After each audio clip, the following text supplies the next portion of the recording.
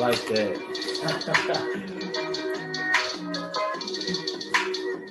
Woo! Good morning, good morning, good morning. Yo, it is snowing outside in Texas in the Dallas area. And look, the last time I seen snow like that, not like crazy amounts, but like that in a way is back when I was in Colorado. So that's crazy.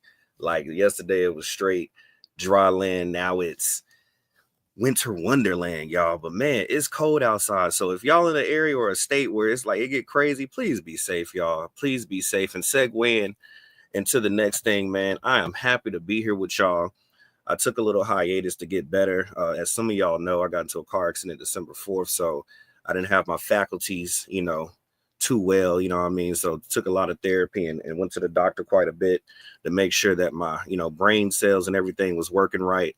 But I'm back, y'all. You know what I'm saying? I'm not 100%, but I'm about 85%. I'm feeling my strength again. I'm feeling myself again for all the prayers.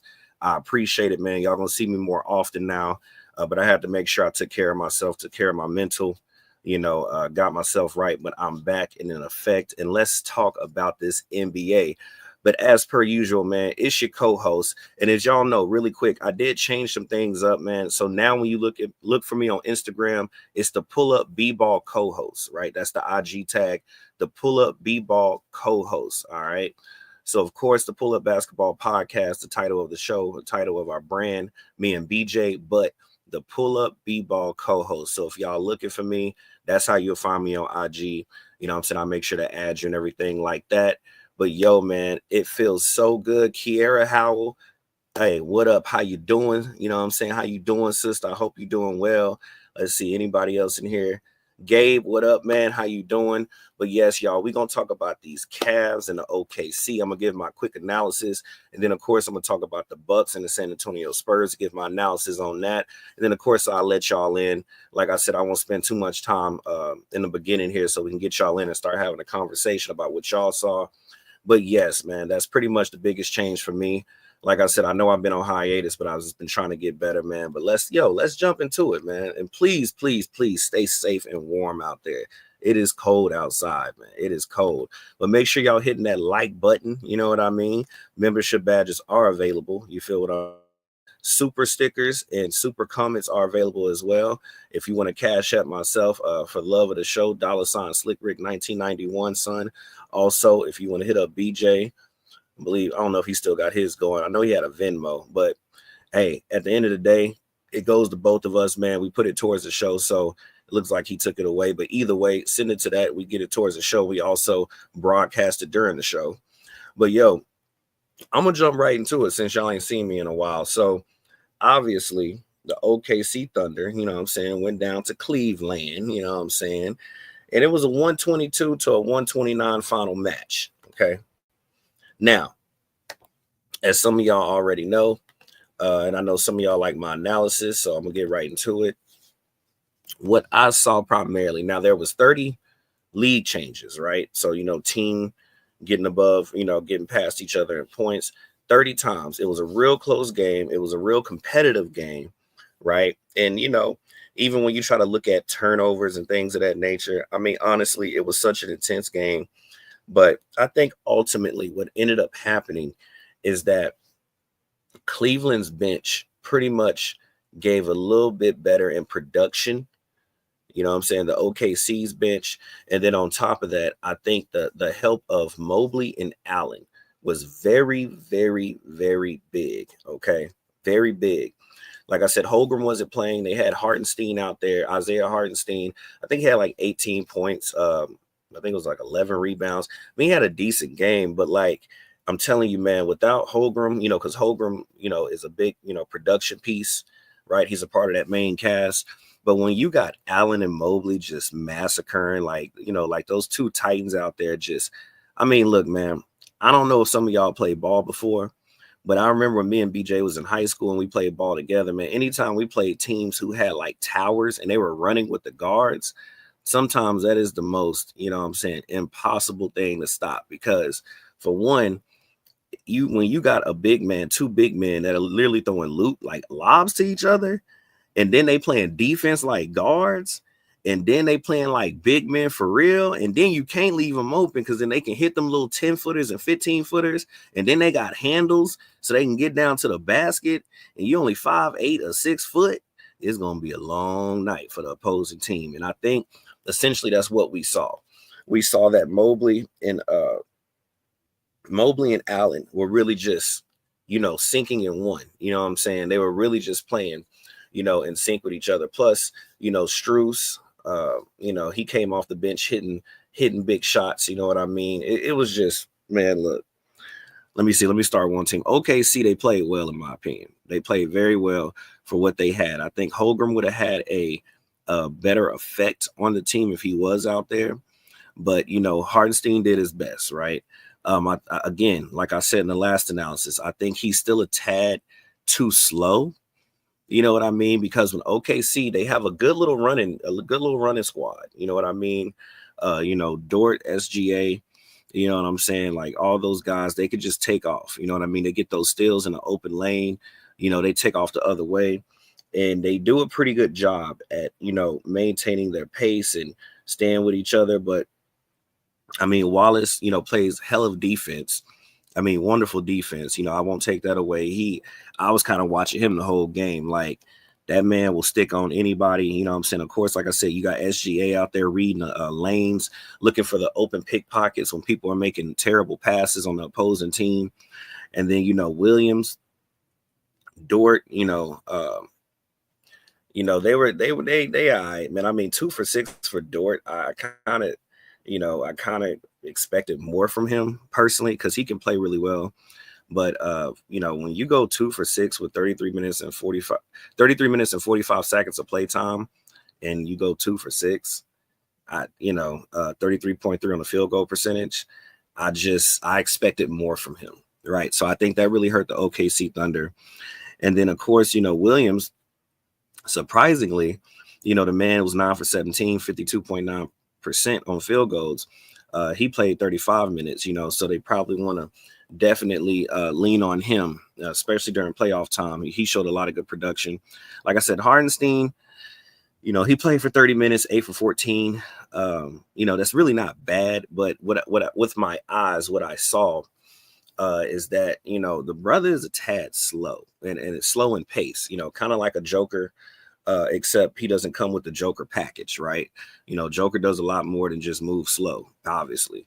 But he's very slow compared to how Cleveland and Mobley and Allen were moving, right? So I think, honestly, that was the biggest part of why Cleveland, overcame the OKC Thunder, because when it came to that low post area and that high percentage shot area, that's where, Cleveland kind of outlasted OKC. Now, because granted, it was a close game, pretty much the whole way through. I mean, like I said, you had 30 lead changes, right? So that speaks for itself. That means both teams are being competitive.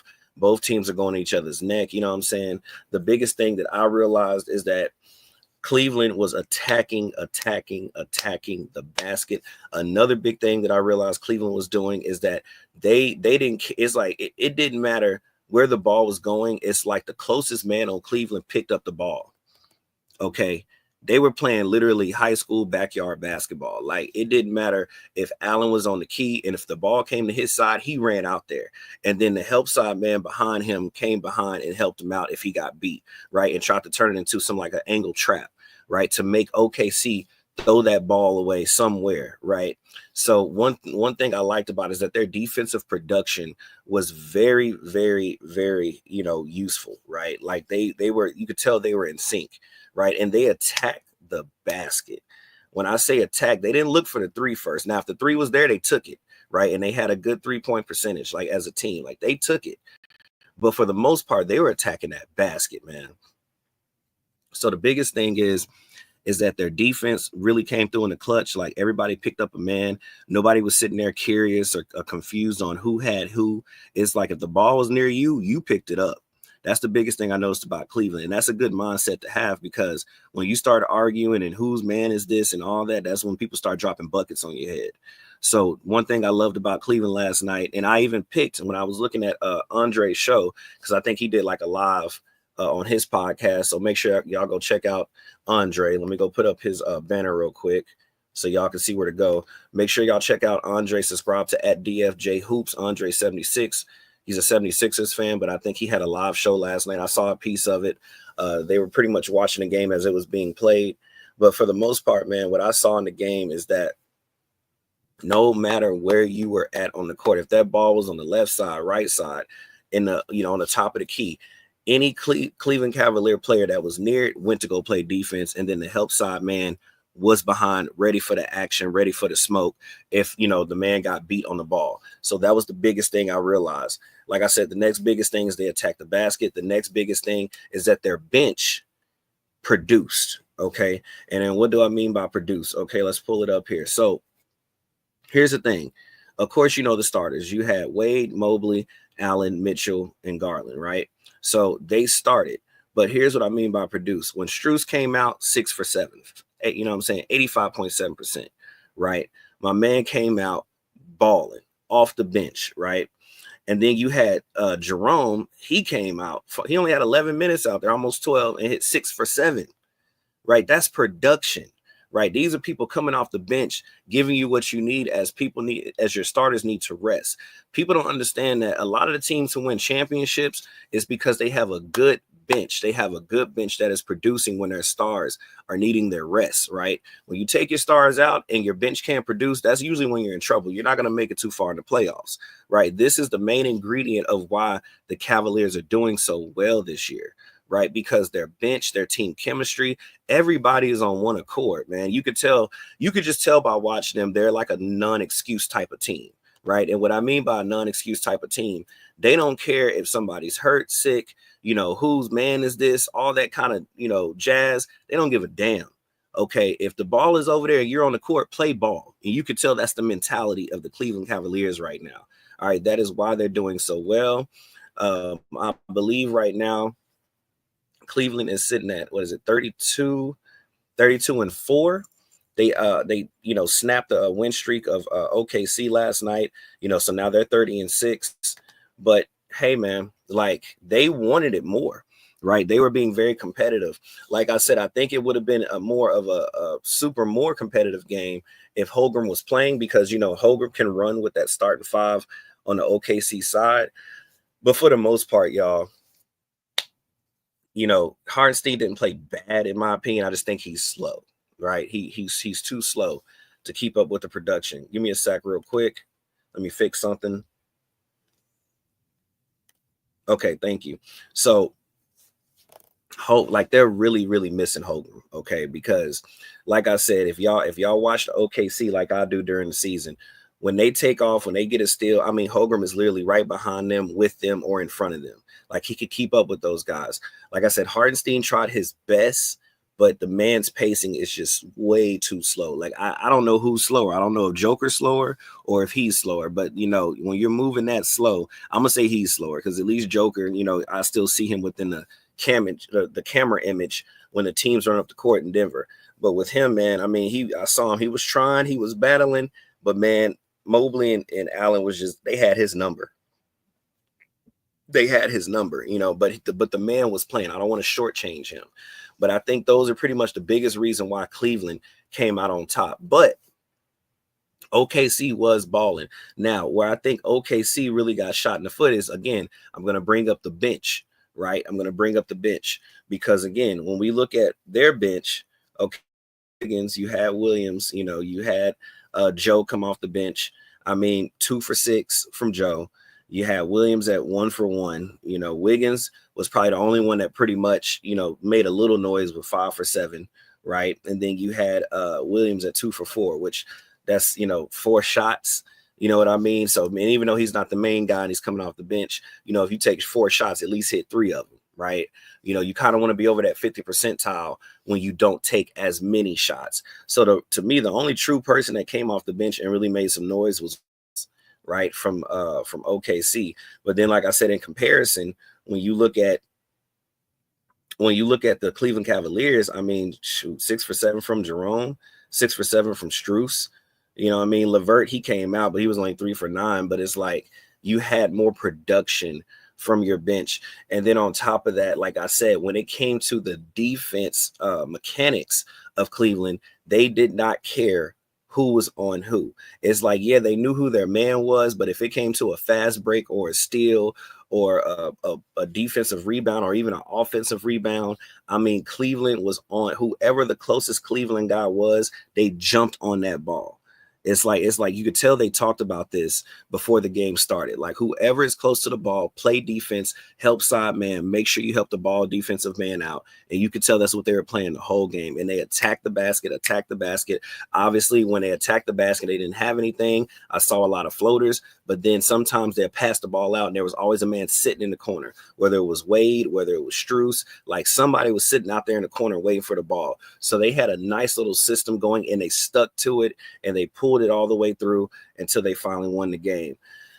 OKC, you know, the only thing I can think of that probably would have helped is obviously, like I said, more production from the bench, obviously. But then the biggest thing is like, you know, because, you know, I also felt like Cleveland did a better job at moving the ball around. Like, they were zipping that bad boy around. You know, it was almost reminiscent of the 2014 Spurs, right? When they played against the Miami Heat with LeBron James and everybody. Like, they were zipping that ball around. And we already know the ball moves faster than the man. So, you know, that ball movement was very imperative, you know, because as that ball was moving around, there was a lot of open spots. This is how the guards like Garland and Mitchell and all those guys, and even Allen and Mobley, were able to cut to the basket and attack the basket as hard as they could. Because as you're zipping the ball around, there's going to be, it's kind of like football, there's going to be an opening somewhere when you throw that ball around that fast. Like, they're going around the key, they're going inside the post, they're kicking it back out, they're moving that ball around. And as soon as they saw opening, it was attack. That's all you saw, right? And so I think that OKC probably could have, you know, learned something from the rule book on that. Salute, straight to the point, sports. Hey man, salute to you, brother. And then salute to you, Kiera. You know, I know I said hello, but salute to you. And also to Gabe Moore, salute to you as well. But again, y'all, I think OKC probably should have stole a little bit out of the playbook of Cleveland when it came to passing the rock, even though they did try it. Like, I've seen glimpses of it. I saw them trying to move the ball around, but then there's parts of the game where they start to get a little stagnant. You know, of course, I know that SGA is their main guy. You know what I'm saying? He's a walking bucket. I have nothing but love and appreciation for SGA. The dude is a walking bucket. The dude, I mean, he makes the game look so easy. I love watching him play. But, you know, sometimes that can hinder you, especially when you're playing against an opposing team that literally is passing that ball around like a hot potato, right? So I think that OKC, especially with, you know, as slow as Hardenstein was moving, I think they could have just took something from the playbook of Cleveland and started passing that ball around a little bit more. You know what I mean? But of course, they got hung up on the main guy, SGA, to make some moves, which he did. I think he had like 31 points. You know, like I said, he's a walking 30-point guy. But, you know, sometimes, you know, I'd rather have 25 points or 24 points and like 12 assists if that means I'm going to win the game. You see what I'm saying? Sometimes you have to adjust your play style according to the opposing team that you're playing sometimes, you know, because I'm one of those basketball players where I can bust threes all day. I can drive to the basket. I can focus on rebounds. I can play defense. It's whatever my team needs at that certain point. And I think OKC really should have probably just tuned in more to like passing the ball around more and probably upping up their defense, which wasn't bad, by the way, but they probably would have focused more on that, kind of like what Cleveland was doing. No matter who was on who, just pick up the ball and help each other out. All right. So, you know, that's pretty much what I saw when it came to OKC, you know, and when it came to Cleveland. So, you know, 122 to 129. Good job, Cleveland. You know, well-deserved win. And I'm going to end it by saying this. I mean, in all reality, if these two teams were in the finals, right, and everybody was healthy, which means Holmgren is playing, right? You know, I can see a game 6, maybe a 7, more so going towards OKC. Like I said, they don't have all their pieces. I think Holmgren would have made a very big difference, but he wasn't there. No excuses. Cleveland, good job on the win. But, you know, this is a good little preview of the playoffs. I just wish Holmgren was playing so we can get a better sense of what it would really look like with everybody healthy. But overall, man, good win, Cleveland. Y'all did y'all's thing. Hey, y'all should be proud. But now jump into the Bucks. Okay, the Bucks in San Antonio. I really don't have much to say. I'm going to be very quick with them. The biggest thing I would say is that the production from the Bucks as a whole was just 10 times better, right? And what I mean by production is that simply, the Bucks, they were putting the ball in the basket, and the other guys, San Antonio was just, I don't know. I don't know if they were on vacation in their heads. I don't know if they didn't want to play that night. Like, I can't really tell you, but it just looked piss poor. If I'm being totally honest, it looked piss poor. I mean, granted, Chris Paul tried to, galvanize and get his guys going. You could tell when they start to slip away, he'd start shooting threes and trying to get them back in the game. But I mean, the brother's up in age. He can only do so much. This isn't the New Orleans Chris Paul. This is the old man Chris Paul, right?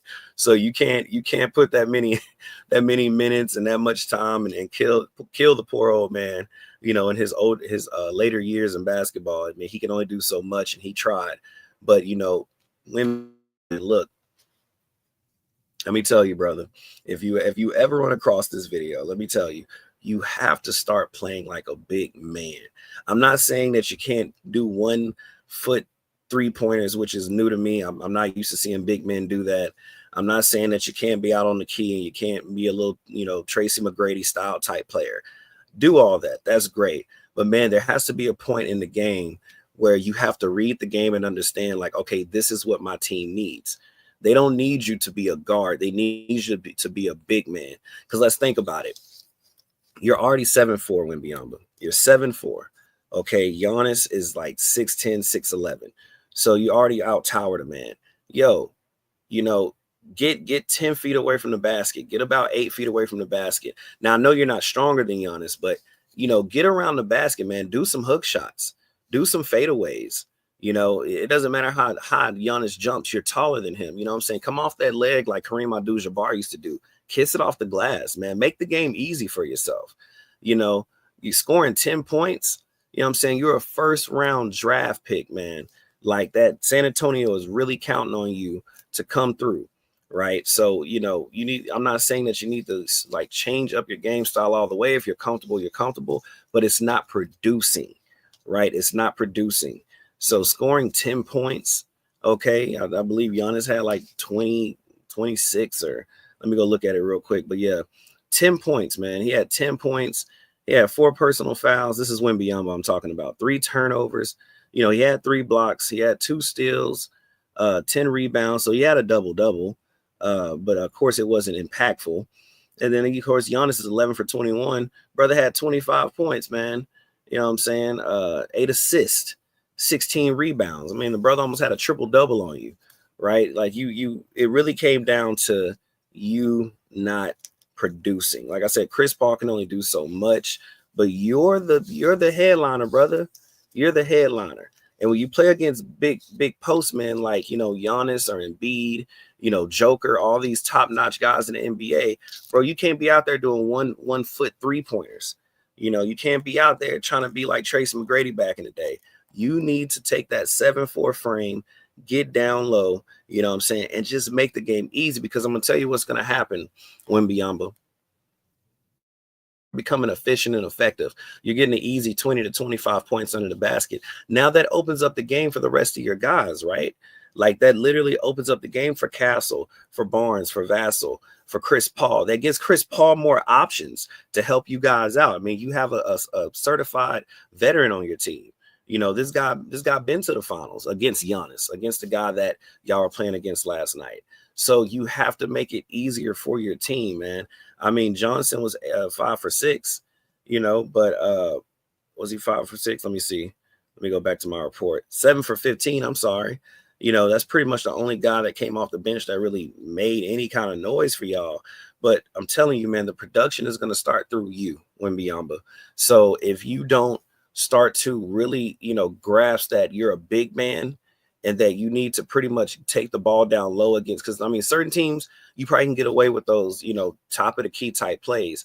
But when you're that big and you're playing against another big man, yo, Start trying to get those easy baskets. Start putting pressure on the other team, because now, when, like I said, when you're averaging 20 plus points and you're getting it, like, it's like riding a bike. Now that causes the opposing team to drop down on you, and that's leaving somebody open, whether it's Vassell, whether it's Castle, whether it's Chris Paul, whether it's one of your guys who are pretty decent at shooting threes, right? That can keep you in the game or keep you above the opposing team's points, right? So Wembanyama, I would say the majority of that game is pretty much on your shoulders, man.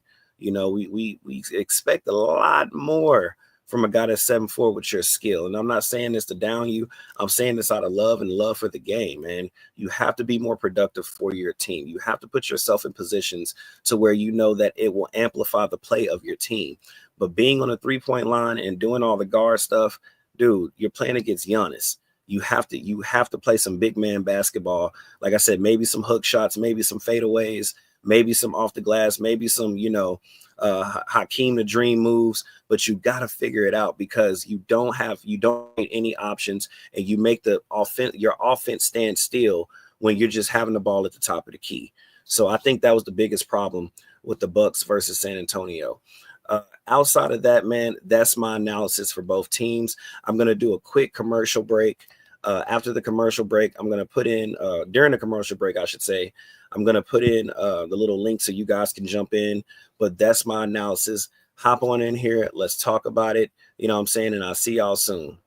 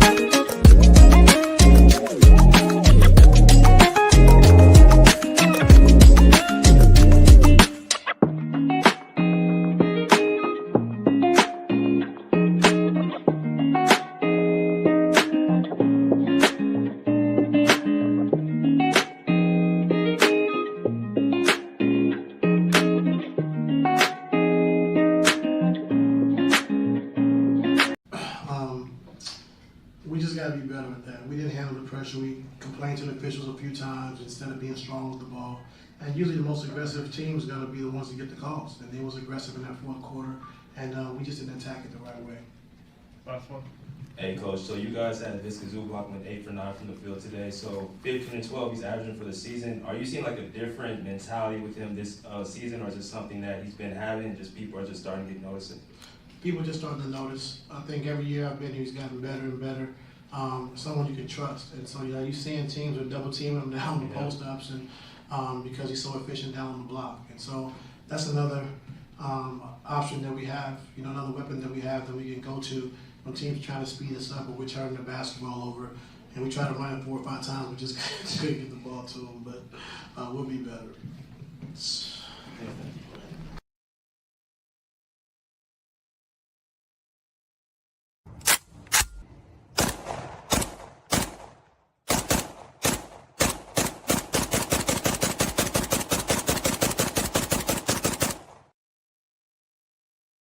Hey man, y'all know I like tell them about the gun line, boss. I love that movie. If I've never seen Life, I love that movie, man. That's how y'all know I'm running the show when I play that. But no, as y'all can see, man, hopefully during the 2.5 minute, video that I showed, make sure y'all check into the merch, man. The Pull Up Basketball Podcast merch, the shirts, the hoodies, red, white, black. Hit up me or BJ, hit us up in our emails, hit us up on our Instagrams. You feel what I'm saying? My Instagram is right there on the screen. The Pull Up B-Ball co-host, so you can look me up on IG. I'll make sure to add you. You can chat with me there, all that good stuff, man.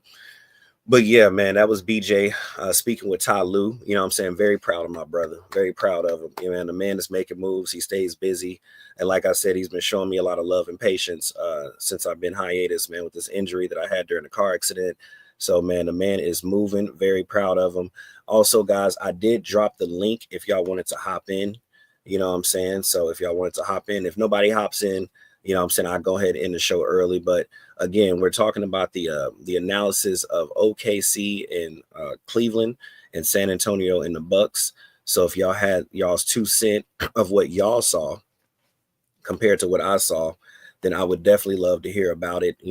See your take on it and, all that good stuff. See what y'all think about it. What you felt that OKC could have did better. What they did great. I'll post the link again.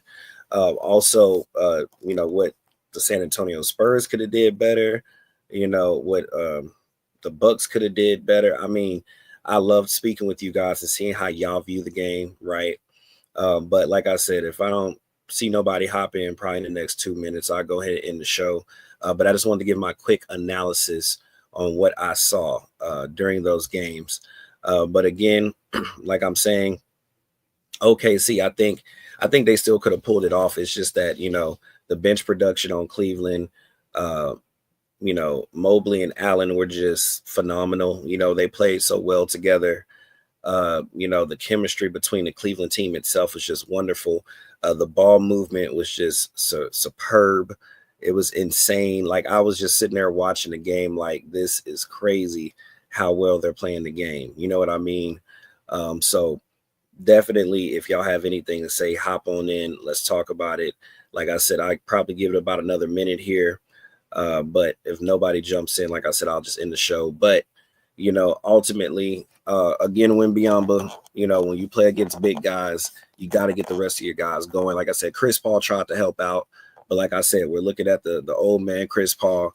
He's not as quick and twitchy as he used to be. But he tried, he did his best, so shout out to, Chris Paul, CP3. Like I said, I remember the days when he was going hamburger on people, like he was snapping back in New Orleans. But, as age comes, we start to slow down. So, the man was definitely out there trying. But again, man, I appreciate y'all coming to the Pull Up Basketball Podcast. Everybody on this ticker down here, those are all of our subscribers. Make sure you become a subscriber. Now that I'm feeling a little bit better and a little bit healthy, even if I got to start running it by myself, I'm going to start doing the quizzes. I'll let y'all know in the YouTube tabs when I'll do that, because usually what we'll do is that we'll give merchandise and we'll give money away sometimes on the Quizlets. Basically we just have NBA questions, like, from NBA history, and we kind of set it up like a Eastern and Western conference, right? So all the people who are subscribers, they know what I'm talking about. And if you win, get you some free merch, get you some money, man, just come play with us. But definitely I'll let y'all know ahead of time. You hit up all the subscribers, let them know when that's going on. But yeah, man. So it looks like it's pretty quiet. I may have hit you guys up a little too early. That's okay. But like I said, check out the video when y'all can. Make sure y'all are hitting that like button. Make sure y'all are sharing the video. Keep us in the algorithm, you know what I mean? And let me do this really quick before I end the show. Make sure you're hitting that like button, you know what I mean? Just make sure you're hitting that like button. It helps us out a lot. Also, pull up for me. There we go. So make sure I'm showing love to the subscribers here. Make sure you subscribe at The Real E Leezy. Make sure you check out his page, man. He's a Warriors fan if y'all love the Warriors. Make sure you also subscribe at Big Fan Breezy, the Nets fan. You know what I mean? The brother love them Nets, and he got good basketball content. Also, make sure you're checking out at Big Tone Open Sports Talk. You know, like I said, don't end up in that boom room. You know what I mean? Like the brother be going ham over there. As I said during the show, DFJ Hoops, Andre 76. He's a 76ers fan. The man knows his basketball. I listen to him, man. I just love, you know, going to his channel and sometimes not even participating, just listening to the way he describes the game and he breaks down the game. And the next gentleman at Out with Mr. Mass, he's pretty much the same way. You know what I mean? I know he loves the Houston Rockets. Tune In Sports, congrats to you, man. You know, saying the Cavs, y'all doing y'all thing, but make sure y'all check out at Tune In Sports. You know, he has a good page as well. Also, make sure you go check out at Who Is He Though. Make sure you check him out. Make sure you subscribe. And then at Just Win Baby Podcast, he's a Celtics fan. And that brother also could break down some basketball. You know, very good page. You know what I'm saying? You know, the reigning champs, the Celtics. So make sure y'all go check him out. If y'all love the Celtics, y'all love him. Last but not least, the pull-up badges, $4.99 a month. Shout-outs, promotion of your social medias. Sent to bjmatthews3@gmail.com. Like I said, also, if you want some merch, that's also the email you'll hit up. And then the Clippers badge, $9.99 a month, 3 weekly videos, and all access to interviews with Clippers supporters and other players, staff for the Clippers. As y'all saw during the show when I did the break, y'all saw BJ, you know, speaking with Ty Lue. Like I said, very proud of him. Make sure y'all go check that out and get a membership of that. So when he speaks to people on the show, you know, he'll bring you on, let you ask questions. And then also the interview badge at $14.99 a month. Like I said, when BJ gets some of the big names in here, like Steve Kerr and all that, and Bob Parker, you know, we let you guys know ahead of time. So that way, you know, you can purchase that badge. And then, you know, if you had questions for these guys, you can ask some questions during the show. But hey, y'all, I'm going to go ahead and wrap it up, man. You know what I'm saying? It's your co-host. It's Rick Masters. I'm still alive and I'm still thriving. I'm still getting healthy. I feel better. Me and BJ appreciate the love. Again, find me on IG, the Pull-Up B-Ball co-host. I got it right there on the screen. The Pull-Up B-Ball co-host. Make sure y'all find me, man. I will make sure to add you. You know what I'm saying? Like I said, we could chit-chat there. We could talk and everything. But yo, man, pull up a seat, pull up a chair. Peace out of there like swimwear. But most importantly, make sure you loving yourself. Make sure you loving others, man. And God bless, man. I'm out. I'm feeling good. Feeling all right tonight. I'm feeling good now. Yeah, it's all good in the neighborhood, homie. Yeah, little ride. I feel good. I feel alright. Cruising through my neighborhood on a warm summer night. I feel good. That's right. I feel good now. It's summer night. Summer days just sitting around, but when the sun goes down, I'll be ready to party. Ain't nothing like them summer nights. Keep the top on drop, all the girls looking hot, hit the photo and we just don't stop. Party until the morning light. Ain't nothing like them summer nights. I just kicked it at home. I polished up the chrome, called the Ruka on the phone, let her know I'm home alone. It's 7:30 and the sun's going down. It's a summer night and the fun's going down. I pick her up and she looks all dolled up, sitting passenger in my rag and Paula. Yeah, I let her know that she looks beautiful to me. The world's an ugly place, but she is such a sight to see. The kind of woman that would put up a fight for me. The kind that wants to spend the summer nights with me. The temp was 80 and I'm cruising with my lady, playing some Rafi Bagan. Ooh, baby, baby. I see my homeboys and the cruising in the ride with their ladies sitting by their side. People think we look crazy, but I think we look classy. But then again, that's only if you ask me. Summer days just sitting around, but when the sun goes down, I'll be ready to party. Ain't nothing like them summer nights. Keep the top on drop, all the girls looking hot, hit the photo and we just don't stop. Party until the morning light. Ain't nothing like them summer nights. My homeboys throwing the back backyard boogie, so everybody gets together to unwind, relax, and have a fun time. The DJ spinning, so I grab the mic and be like, ain't nothing like them summer nights. The party's packed with beautiful women and the gang of the homies that wanna get with them. And they'll say anything just to hit them, and it's usually a nice summer night when they did them. I don't know, it must be something in the air. Can't help but have a good time because the feeling is there. To some people, the feeling is rare. They're at the past saying, God damn, I wish I was there. To have a drink, have a token, hook up with someone fine, but the kind that looks up. Gotta keep some pisto in the cup, party until the sun comes up, but we give up. Summer days just sitting around, but when the sun goes down, I'll be ready to party. Ain't nothing like them summer nights. Keep the top on drop, all the girls looking hot, hit the photo and we just don't stop. Party until the morning light. Ain't nothing like them summer nights. Them summer nights can keep a smile on your face. Gotta try to have a good time with your life, otherwise it's just a waste. Either way, I'm gonna party just in case. Like Prince party like it was 99 and 87, 88. I couldn't ask for no better weather. I'm right next to the Pacific, to be specific. The candy paint job glows under the moonlight as I close out my summer night and say goodnight. It's time to put the top up and park it. Drop it, unplug the ground, roll up the windows and lock it.